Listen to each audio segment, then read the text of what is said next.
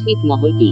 পাশাপাশি অবস্থিত দুটি প্রতিবেশী দেশের মধ্যে যখন একটি দেশের কিছু ছোট ছোট জনপদ বা এলাকা অপর দেশের সীমানার মধ্যে থেকে যায় তখন ওই অঞ্চলকে ওই প্রতিবেশী দেশের ছিটমহল বলে।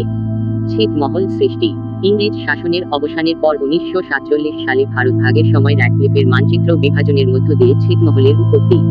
তৎকালীন ভারতের কোচবিহারের কোচরাজার জমিদারির 8টি অঞ্চল পঞ্চগড়, ডিমলা, দেবীগঞ্জ, পাটগ্রাম, হাতিবাঁধা, লালমনিরহাট, ফুলবাড়ি ও হুড়ুঙ্গামারি দেশভাগের ফলে পূর্ব পাকিস্তান অর্থাৎ বাংলাদেশের সীমানার মধ্যে পড়ে যায় এবং বাংলাদেশের কিছু ভূখণ্ড ভারতের সীমানার মধ্যে থেকে যায়।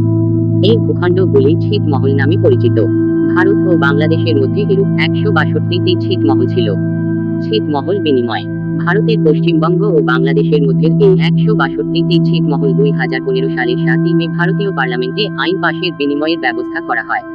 এই উপলক্ষে 2015 সালের 6 জুন উভয় দেশের প্রধানমন্ত্রী ঢাকায় ঐতিহাসিক চুক্তি স্বাক্ষর করেন। এই চুক্তিতে স্থির হয় ভারত 51টি 7,110 একর এবং বাংলাদেশ 111টি 17,160 একর ছিটমহল পাবে।